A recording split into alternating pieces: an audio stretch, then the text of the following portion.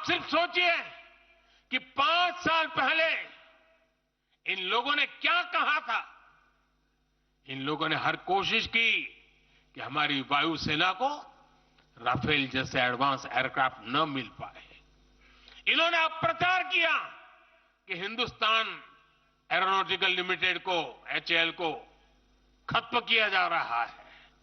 ये लोग तो एचएएल के बाहर फोटो तक खींचवाने के लिए चले गए थे। लेकिन देखिए एचएएल आज कैसे धूमधाम से आगे बढ़ रहा है। आज देखिए कितने सारे ऑर्डर आज उनके यहां बुक किए गए हैं। आज जरा देखिए एचएएल का मार्केट वैल्यू कितना बढ़ गया है। ये वही लोग हैं जिन्होंने हमारी सेनाओं के सर्जिकल स्ट्राइक करने पर उनके पराक्रम पर सवाल खड़ा कर दिया। जब एयर स्ट्राइक हुई तो उसकी सफलता के प्रमाण मांगे जाने लगे। कांग्रेस भारतीय सेनाओं के अपमान का कोई मौका नहीं छोड़ती। साथियों, कांग्रेस कितनी कंफ्यूज है इसका उदाहरण मैं आपको देना चाहता हूं। कांग्रेस में लड़ाई चल रही है और बड़ी तगड़ी लड़ाई चल रही है, लेकिन मजा यह है कि सिद्धांतों की नहीं चल रही है, योजनाओं के संबंध में नहीं चल रही है। लड़ाई क्या चल रही है आपको जानकर के आश्चर्य होगा। क्या लड़ाई है? कांग्रेस में एक वर्ग है जो कहता है कि मोदी से तीखी नफरत करो, मोदी पर व्यक्तिगत आरोप लगाओ, मोदी की छवि खराब करने के लिए हर हथकंडे अपनाओ। एक वर्ग है। कांग्रेस के अंदर एक दूसरा वर्ग भी है जो कांग्रेस की मूल परंपराओं से निकला हुआ है, जो कहता है कि मोदी पर व्यक्तिगत आरोप, नफरत से कांग्रेस को बाहर निकालो, इससे कांग्रेस को और ज्यादा नुकसान होता है। यानी कांग्रेस हमसे सैद्धांतिक मुद्दों पर लड़ाई नहीं लड़ रही है। कांग्रेस इतनी हताश है कि उसमें सैद्धांतिक विरोध, वैचारिक विरोध का साहस भी नहीं बचा। इसलिए गाली गलौज और मोदी पर झूठे आरोप ही उनका एकमात्र एजेंडा बन गया है। साथियों, लाल किले से मैंने कहा था यही समय है, यही समय है, यही समय है। भारत के इतिहास में आज वो समय आ गया है जब हमें अपने देश का भाग्य बदल देना है। और साथियों, मैंने देशवासियों को लाल किले से कहा था और आपको तो कई बार कह चुका हूं।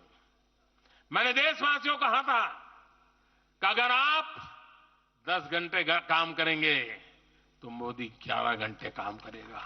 अगर आप 12 घंटे काम करेंगे तो मैं 13 घंटे काम करूंगा। अगर आप 14 घंटा काम करेंगे तो मैं 15 घंटे काम करूंगा। मेरे साथियों, देश भर के मेरे कार्यकर्ताओं, देश भर के मेरे देश को उज्जवल भविष्य के लिए आशा लगाकर बैठे हुए लोगों से मैं कहना चाहूंगा, आने वाले 100 दिनों तक बीजेपी के हर कार्यकर्ता को अपने लिए नए लक्ष्य बनाने होंगे, उन्हें प्राप्त करना होगा। बीते वर्षों में भाजपा सरकार की योजनाओं का लाभ करोड़ों लाभार्थियों को मिला है। हमें हर लाभार्थी तक पहुंचना है। और मेरी एक व्यक्तिगत प्रार्थना है, करोगे? जरा हाथ ऊपर करके बताइए, करोगे? करोगे? हर लाभार्थी के पास जाइए, उनको कहना कि प्रधान सेवक नरेंद्र मोदी ने उन्हें प्रणाम कहा है।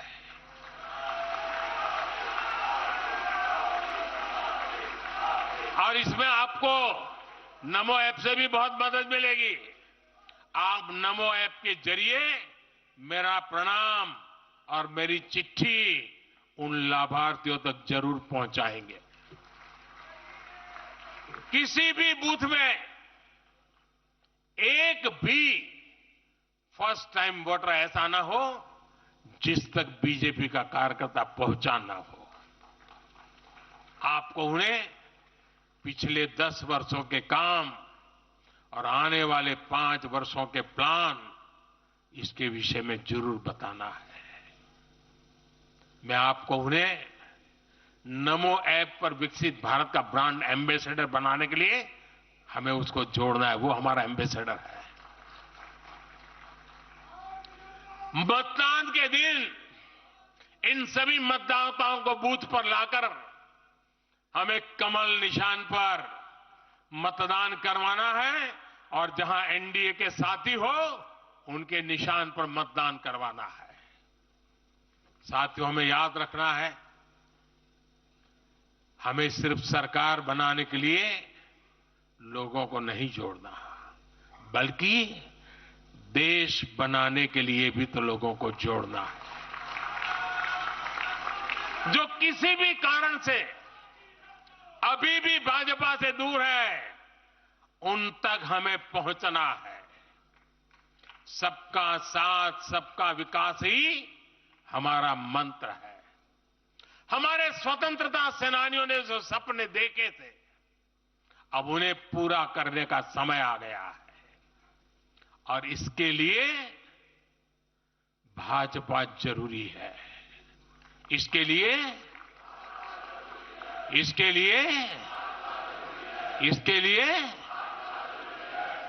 लिए भाजपा सरकार जरूरी है। आज देश की जनता कह रही है, भ्रष्टाचार पर सख्त कार्रवाई होती रहे, इसलिए महंगाई पर लगाम लगी रहे, इसलिए देश के दुश्मनों में डर बना रहे, इसलिए निवेश और नौकरी के अवसर बढ़ते रहे, इसलिए भारत तीसरी बड़ी सबसे आर्थिक ताकत बने, इसके लिए भारत में तेजी से इंफ्रास्ट्रक्चर का निर्माण हो, इसलिए आत्मनिर्भर भारत अभियान सफल हो, इसलिए करोड़ों भारतीयों को मुफ्त राशन मिलता रहे, इसलिए किसानों को सम्मान निधि मिलती रहे, 100% लाभार्थी तक तेजी से लाभ पहुंचे, इसलिए साथियों, आप यहां से एक नए संकल्प के साथ अपने क्षेत्र में जाएं। अब की बार